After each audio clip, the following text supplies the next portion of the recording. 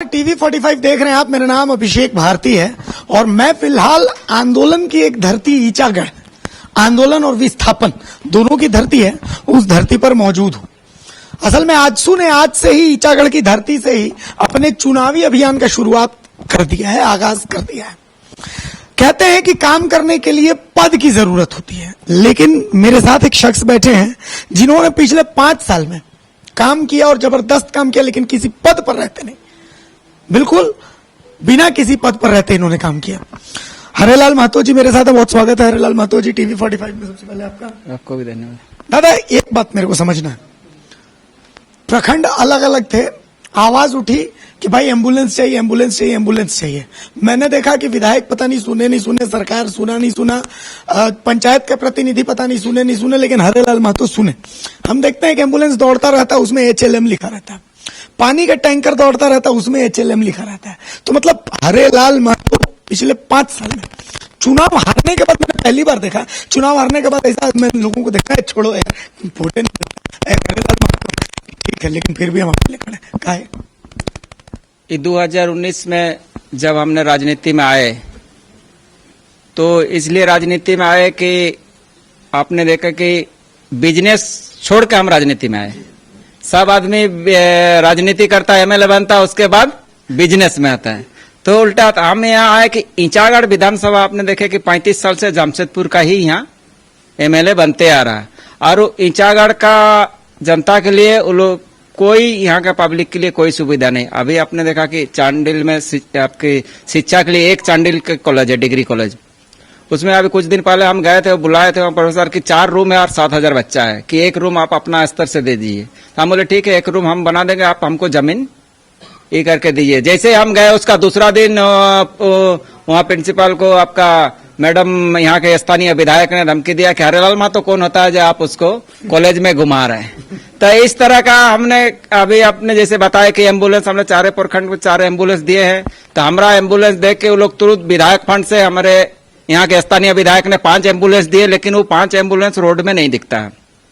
तो हमारा पानी टैंकर भी हर एक ब्लॉक में हमने दिया कि गरीब आदमी के लिए श्राद्ध शादी में जरूरत होता है तो पानी का यहाँ अभाव है। अब यहाँ देखिएगा पूरा विधानसभा में कोई भी चापाकल रिपेयर नहीं है, हम अपना निजी स्तर से सब चापाकल को रिपेयर करा रहे हैं।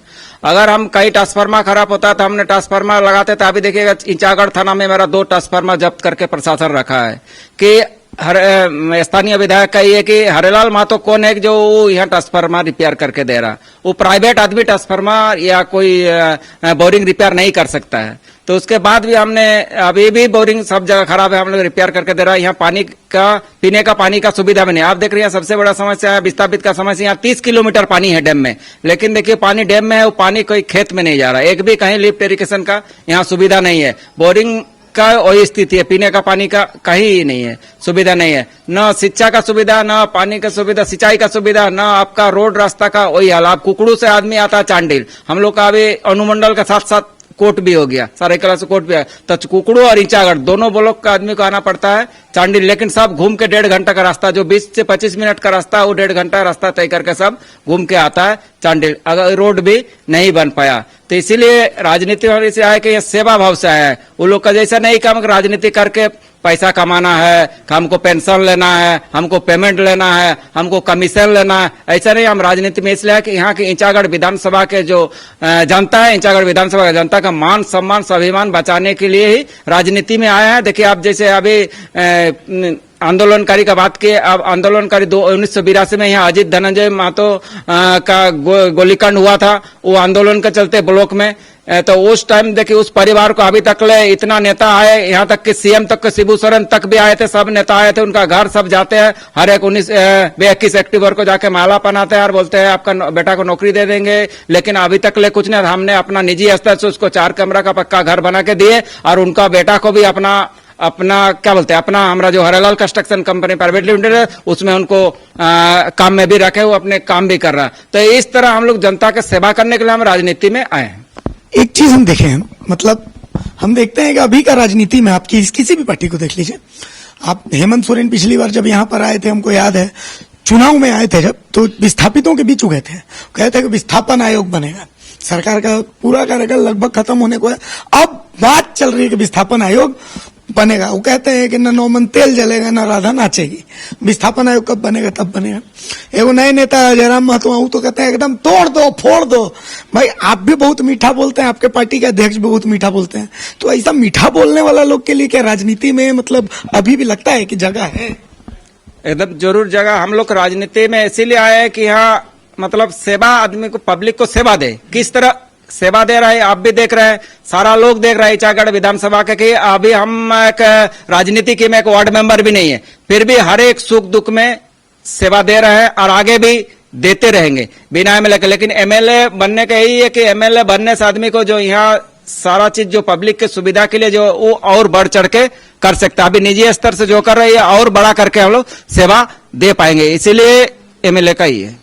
अच्छा एक सवाल और, डिग्री कॉलेज यहाँ के इलाके के लिए बड़ा मतलब एक डिमांड है, और सविता महतो, मतलब मैं पत्रकार के तर्ज पर, सविता महतो जी अच्छी विधायक है, खराब विधायक है, मेरा तो काम नहीं है तय करना, लेकिन हम समझते हैं कि विधानसभा में एक विधायक ऐसा होना चाहिए अपने इलाके के लिए वो एकदम खम ठोक के बोले कि मेरे इलाके की जरूरत है। हम सविता महतो जी को विधानसभा में कभी बोलते नहीं सुने हैं कि वो बोले कि नहीं मेरे विधानसभा में ये जरूरत है, हमको चाहिए, मुख्यमंत्री जी हमको चाहिए। तो क्या हरेलाल महतो से हम उम्मीद करें कि हरेलाल महतो अगर विधानसभा में जाएंगे तो हरेलाल महतो खम ठोक के बोलेंगे डिग्री कॉलेज चाहिए, मतलब चाहिए?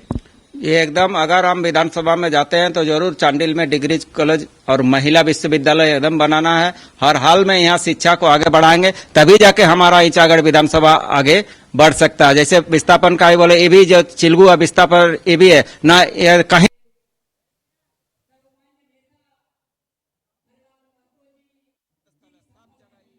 परेशानी है और विस्थापितों का अभी तक ले कोई ये लोग को पर्चा नहीं मिला। अगर पर्चा नहीं मिलने के चलते अभी जो भी विस्थापित परिवार है ये लोग यहाँ रह रहे हैं, लेकिन जाके पुराना घर ये लोग का गांव से जाके पर्चा दिखा के, और कोई बच्चा को अगर कास्ट इनकम बनाना तो वही पर्चा से बनवा रहा है, तो वो लोग को पर्चा मिलना सबसे ज्यादा जरूरी है। और आप जैसे बताए ना, कभी यहाँ गांगुड़ी मैदान में ही जो बर्ता उस टाइम 2019 में यही हेमंत सोरेन ने किए थे कि हम जब सरकार में आएंगे तो विस्थापित आयोग बनाएंगे, लेकिन अभी तक ले न विस्थापित आयोग बना, न विस्थापित पुनर्वास स्थल में कहीं कुछ काम हुआ, न ये लोग को पेपर मिला।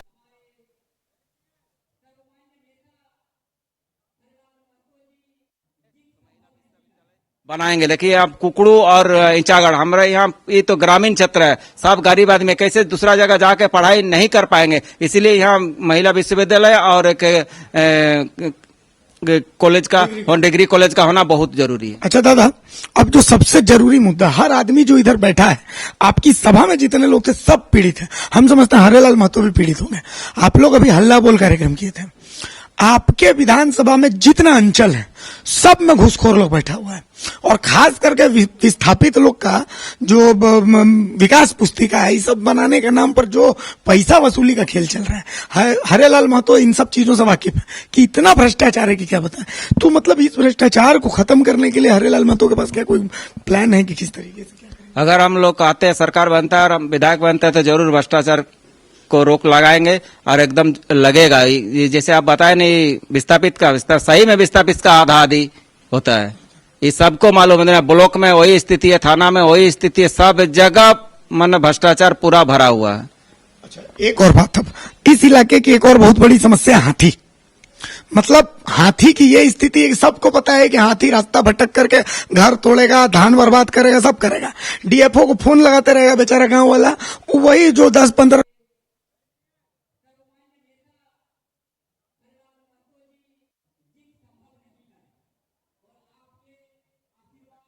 था, पहले भी टीम था, लेकिन वो टीम को जो टीम रहता है उसका पेमेंट ये लोग नहीं कर पाता है। पेमेंट नहीं करने के चलते अगर 2 टीम यहाँ रखा जाए, हाथी भगाने वाला जो टीम है, जो लड़का लोग हाथी भगा,